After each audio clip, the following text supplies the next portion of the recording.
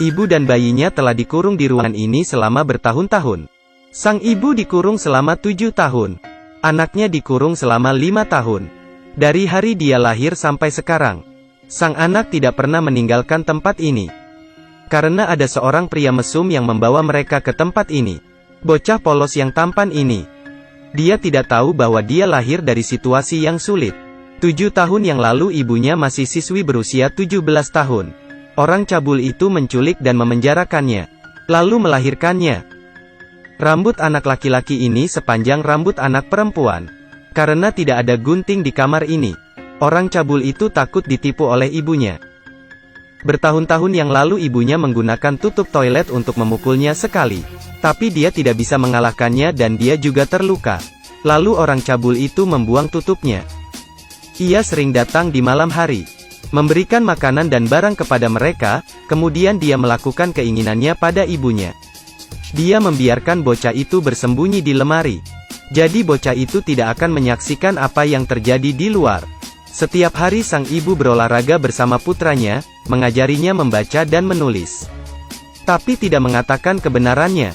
Dia ingin melindungi anaknya. Setiap pagi, mereka akan naik ke ruang kosong di atap untuk berteriak. Berharap seseorang di luar dapat mendengar teriakan minta tolong mereka. Tapi ruangan ini kedap suara. Mereka berdua belum pernah berhasil. Hari ini penjahat itu datang. Tidak membawa vitamin untuk anaknya. Dia mengatakan bahwa vitamin itu mahal dan tidak efektif. Tapi untuk anak yang hanya makan roti setiap hari, vitamin sangat penting. Saat berbicara, sang ibu tahu. Penjahat itu sudah tidak bekerja selama 6 bulan dan dia kehabisan uang. Jadi dia mudah marah tanpa alasan apapun. Hampir memukul wanita itu. Saat larut malam, anak itu diam-diam memanjat keluar dari lemari. Melihat penjahat cabul itu, ia bangun dan mencoba menyentuh bocah itu, namun sang ibu juga bangun. Dia tidak membiarkan orang cabul itu menyentuh bayinya.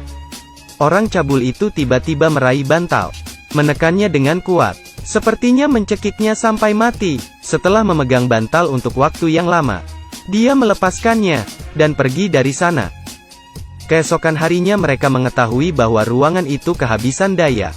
Mereka tidak tahu apakah itu dilakukan oleh orang cabul itu, atau dia lupa membayar tagihan listrik.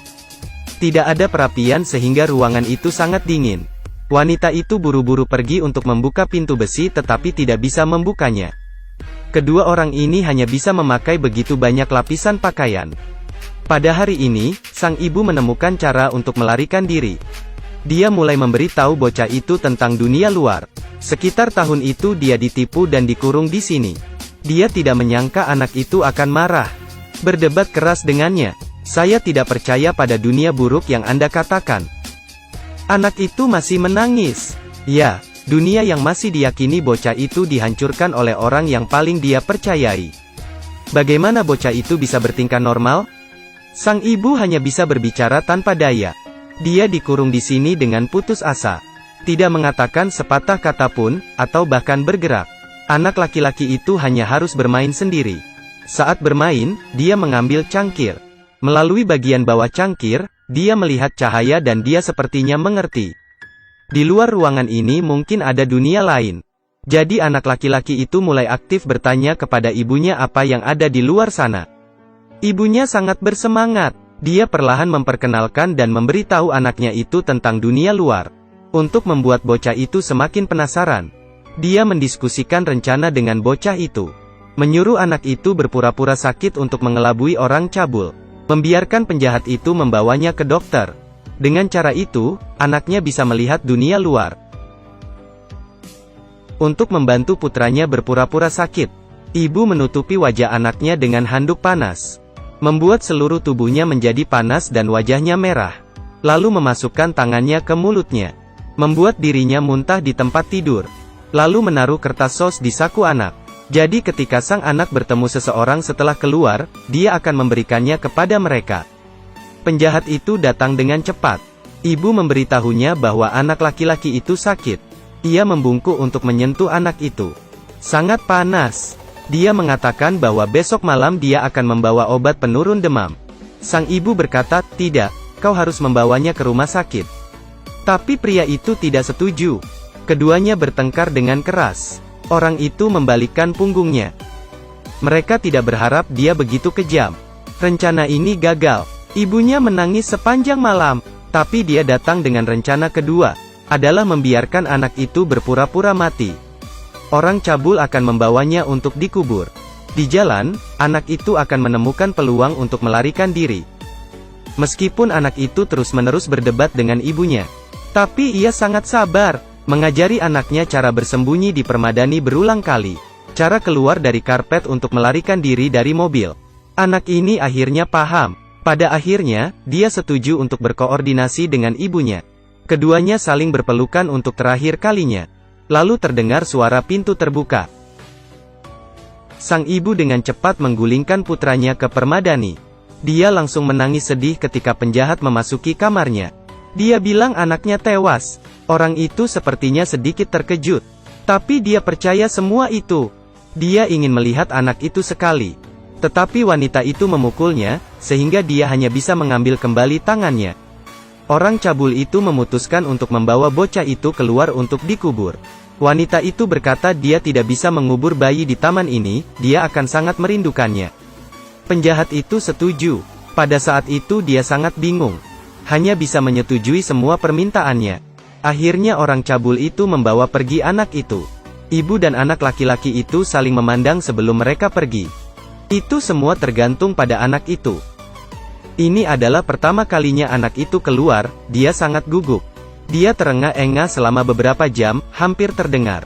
Untungnya, dia menahan napas, membuat orang cabul itu mengabaikan kecurigaannya.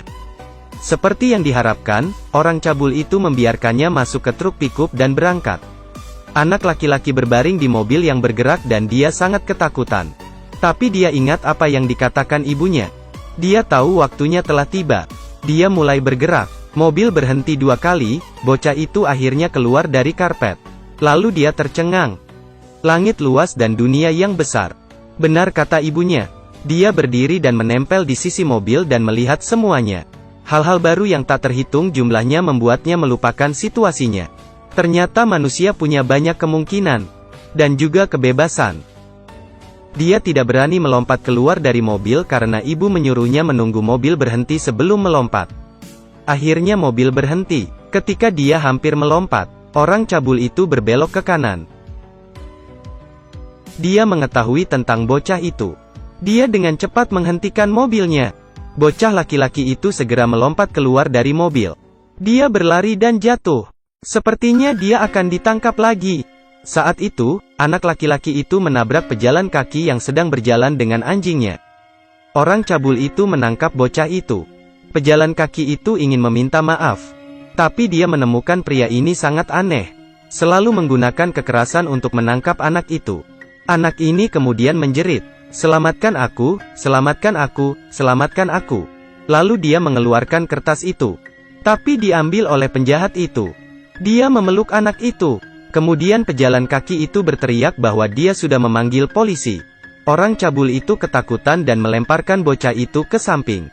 Mengemudi sendirian, bocah itu jatuh di sisi jalan. Tidak mengatakan sepatah kata pun atau bergerak.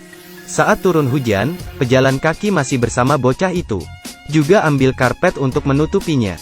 Sampai polisi datang. Ia adalah petugas polisi wanita yang hangat. Dia memeluk bocah itu ke dalam mobil dan mulai bertanya tentang situasinya. Tapi bocah itu tidak mengatakan sepatah kata pun, dia sangat ketakutan. Polisi wanita itu mengajukan banyak pertanyaan. Akhirnya bertanya apakah dia punya ibu. Anak itu menjawab, tapi dia tidak ingat nama ibunya. Dia tidak tahu di mana ibunya. Polisi bertanya dengan sabar, sedikit demi sedikit. Seperti apa kamarmu? Apakah ada jendela? Adakah sinar matahari yang masuk? Akhirnya anak laki-laki itu menyampaikan informasi penting. Kamarnya gubuk. Polisi terus bertanya, bagaimana dia melompat keluar dari mobil? Anak laki-laki itu berkata ibunya menyuruhnya melompat ketika mobil berhenti. Tapi dia tidak melompat sampai ketiga kalinya mobil itu berhenti. Melalui informasi ini polisi wanita segera melakukan pencarian di mana ada 3 lampu lalu lintas. Dia segera melapor ke markas. Markas besar mulai memeriksa tempat perlindungan di daerah ini. Setelah beberapa saat mobil polisi berhenti di sebuah ruangan. Bocah itu sepertinya merasakan tempat yang sangat akrab. Dia meraih jendela mobil dan melihat keluar. Kemudian dia mulai menggedor pintu mobil. Ibu. Akhirnya, dalam kegelapan, sosok yang dikenalnya berlari keluar. Itu adalah ibu anak laki-laki itu. Dia berlari untuk membuka pintu mobil. Ibu dan anak itu saling berpelukan. Ibunya menangis. Mereka melewati banyak hal, tapi pada akhirnya mereka bebas. Setelah dikurung oleh orang mesum selama 7 tahun, akhirnya mereka bebas. Tidak lama setelah itu, orang cabul itu ditangkap polisi. Semua tampaknya telah diselesaikan, tapi masalahnya sekarang adalah menjalani hidup. Bocah itu sudah berusia 5 tahun. Pertama kali pergi keluar, dia sedikit tidak bisa beradaptasi. Dia tidak berani berbicara dengan siapapun. Jika ada sesuatu yang dibutuhkan anak laki-laki itu, dia akan memberitahu ibunya terlebih dahulu. Kemudian ibunya yang mengatakan pada orang lain, "Nenek ingin memotong rambut panjang anak laki-laki itu." Tapi bocah itu tidak mau. Dia mengatakan itu adalah kekuatannya. Semua orang masih mengerti untuknya.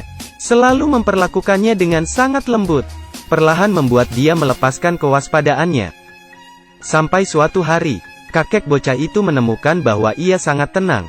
Tapi tampaknya diam-diam mengamatinya. Jadi kakek pura-pura bergumam, membawa anak itu ke dapur.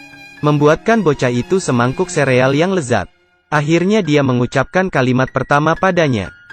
"Apakah kamu punya anjing?" Anak itu mulai membuka hatinya. Tapi ibu mulai kesal. Dia mulai menyesal dan mudah marah. Melihat foto sebelumnya dan melihat gadis-gadis lain. Dia sangat marah, karena dia tidak mengerti, mengapa takdir membuatnya sangat menderita. Suatu kali, putranya duduk di sampingnya dan melihat ke telepon. Membuat kebisingan. Dia dengan kasar menarik bocah itu keluar. Ibunya datang untuk menasihatinya. Dia juga berbicara dengan keras kepada ibunya. Dia menyalahkan tanggung jawab penculikannya pada ibunya. Karena ibunya mengajarinya untuk menjadi orang baik. Bersikeras bahwa ini adalah alasan yang menyakitinya. Kemudian seorang reporter datang untuk mewawancarainya. Mereka selama wawancara menanyakan banyak pertanyaan yang keterlaluan. Pernahkah Anda berpikir untuk bunuh diri? Menunggu bayi tumbuh? Apakah Anda memberitahu bayi tentang ayahnya? Pertanyaan yang paling kritis adalah persalinan. Mengapa Anda tidak membiarkan pria itu meninggalkan bayinya di rumah sakit? Jadi anak itu bisa bebas. Mengapa Anda tidak mengorbankan diri Anda sedikit? Pertanyaan ini seperti pisau yang menikam di hatinya. Dosa seperti hantu yang menempel padanya. Membuatnya sedih, tak terkendali. Malam itu dia meminum obat untuk bunuh diri. Ketika anak laki-laki itu mendengar ibunya muntah, dia berlari ke kamar mandi dan menemukan ibunya dalam keadaan koma. Dia menjerit, sampai kakek nenek bergegas masuk, membawanya ke rumah sakit. Sejak ibunya dirawat di rumah sakit, untuk memulai perawatan psikologisnya. Ini pertama kalinya anak itu meninggalkan ibunya. Dia berusaha untuk belajar hidup sendiri. Secara bertahap di bawah perhatian semua orang. Bocah itu bisa berbicara dengan orang asing. Suatu hari kakeknya membawa pulang seekor anjing. Dia sangat senang, bersenang-senang dengan anjing. Tapi anak laki-laki itu selalu merindukan ibunya. Terkadang dia melihat foto ibunya ketika dia masih kecil. Dia merenungkannya. Dia mencoba memahami rasa sakit ibunya. Hari itu, tiba-tiba anak laki-laki itu mendatangi neneknya. Bertanya pada nenek apakah dia bisa membantunya memotong rambutnya? Karena anak laki-laki itu merasa bahwa rambut adalah kekuatannya. Dia ingin memotongnya dan mengirimkannya ke ibunya. Dia sangat senang membantu dia memotong rambutnya. Kemudian membantu dia mencuci rambutnya. Bantu dia menyeka rambutnya. Anak laki-laki itu tiba-tiba berkata, "Nenek, aku mencintaimu." Setelah dia mendengarnya, hidungnya menjadi merah. Tetesan air mata keluar. "Aku juga mencintaimu, Jack." Beberapa hari kemudian, seorang teman tiba-tiba mengetuk jendela. Ingin bermain dengannya. Bocah itu segera keluar untuk bermain bersama, seperti banyak anak normal lainnya. Di saat yang tepat, ibunya kembali. Dia melihatnya. Dia tersenyum kecil. Dia pergi keluar. Bocah itu melihat ibunya bergegas lari. Mereka saling berpelukan erat. Ternyata ibunya semakin baik.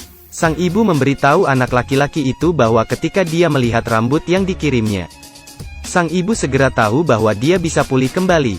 Setelah itu, hidup mereka menjadi lebih baik. Keluarga yang harmonis dan penuh canda tawa. Ibu dan anak laki-lakinya sering keluar untuk mengeksplorasi hal-hal baru. Semuanya sangat indah. Kemudian, mereka kembali ke tempat mereka di sekap. Mengunjungi terakhir kalinya, bocah itu masuk ke dalam, tiba-tiba mendapati dirinya tidak mengenali ruangan ini. Apakah tempat ini menjadi lebih kecil? Atau karena dia sudah dewasa? Akhirnya bocah itu mengucapkan selamat tinggal pada peralatan rumah tangga yang membesarkannya. Selamat tinggal pohon, selamat tinggal kursi, selamat tinggal lemari. Dia ingin ibunya mengucapkan selamat tinggal pada ruangan ini bersamanya. Ibunya segera mengucapkan kalimat lembut. Selamat tinggal kamar. Mereka akhirnya berhasil melepaskan kandangnya. Kandang ini bukan hanya ruangan itu, tapi juga ruang di dalam jiwa. Jiwa setiap orang terjebak dalam sebuah ruangan. Kita harus menjadi lebih tangguh untuk menghancurkannya. Seperti yang dikatakan nenek, tidak ada yang lebih tangguh dari diri sendiri. Kita semua harus membantu orang yang kita cintai, mendampingi dan mendukung mereka agar lebih kuat.